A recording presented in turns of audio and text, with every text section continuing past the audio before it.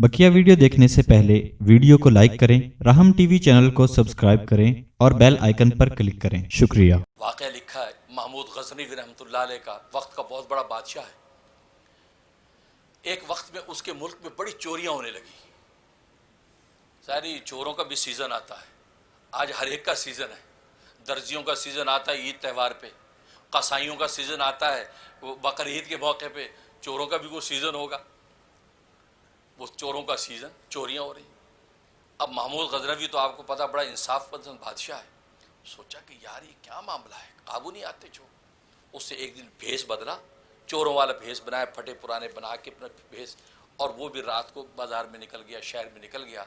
तो 5 चोर एक जगह बैठे मीटिंग कर रहे थे। ये भी जाकर बैठ गए। अरे भाई तू कौन है?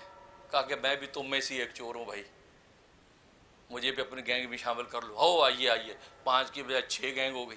बैठो भाई, अब चोरी की प्लानिंग हो रही है। तो बादशाह ने कहा कि यार चोरी की प्लानिंग से पहले हर बंदा अपना अपना हुनर बताए कि किस में कौन सा कमाल है, ताकि उसके मुताबिक फिर हम स्ट्रेटजी बनाएं और फिर किसी जगह डाका डालें, चोरी करें।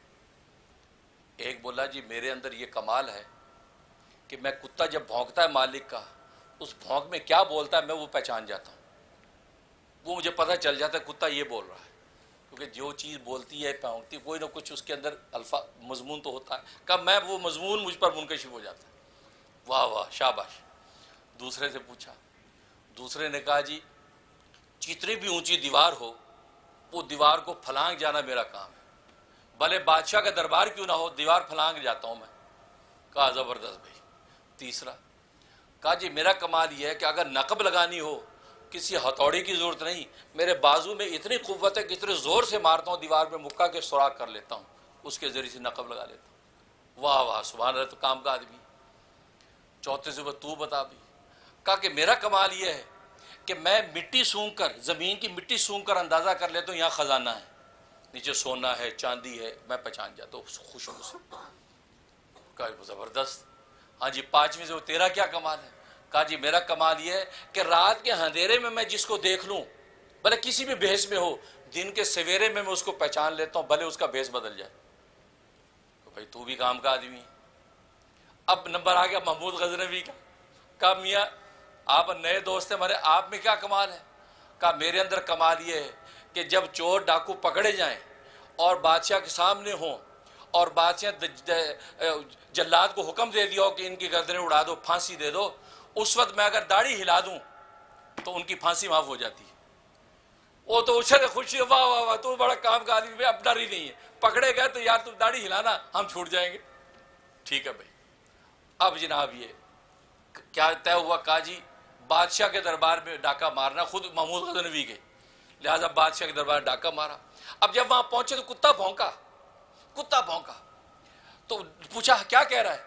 कह रहा है मियाँ जालमो बादशाह खुद तुम्हारे साथ है। ये बोल रहा बादशाह तुम्हारे साथ है। वो कहते यार हमारे कौन सा बादशाह भाई, ये केड़ा भी तुम्हारी चुप। वो बादशाह, वो कह रहे पागल हो गया कुत्ता। वो कहते यार दोबारा फिर सुन। कहते यार यही कह रहा है कि जालमो बादशाह तुम्हारे साथ ही है जिसका तुम डाका मारने आए हो। वो कहते कौन है भाई? मैं तो कोई भी बादशाह नहीं। पागल हो गया कुत्ता, रहने दो, चलो चलो चोरी करो। जब चढ़ी होती दिमाग पे हिर्स और बादशाह तो इंसान पे सुनता नहीं। अब नकब लगाए, खजाना चोरी के और चले गए। अब एक जगह बैठकर उसकी तकसीम पर गुफ्तगू शुरू। तकसीम हुआ, माल अपना अपना हिस्सा लिया। तो महमूद गजनवी ने कहा कि भाई फिर दोबारा कब नकब लगानी है तो अता पता एक दूसरे का दे दो भाई, ताकि हम आपस में कनेक्ट रहें। जैसे कहते यार सेलफोन में ग्रुप बना लेते, व्हाट्सएप पे जरा राब्ता रहेगा है? चोर ग्रुप बना लिया उन्होंने। अब ये राब्ते ले लिए, अल्लाह हाफिज चले गए। अब इधर यहाँ दरबार में पहुंच के इसने कहा लो भाई यही एड्रेस है, सारे पढ़ के ले आओ, सारे पकड़ के ले आओ भाई। अब अगले दिन दरबार लगा हुआ है और चोर पकड़ लिए। अब वो सामने मौजूद, गवाहों की जरूरत नहीं थी क्योंकि बादशाह खुद साथ था।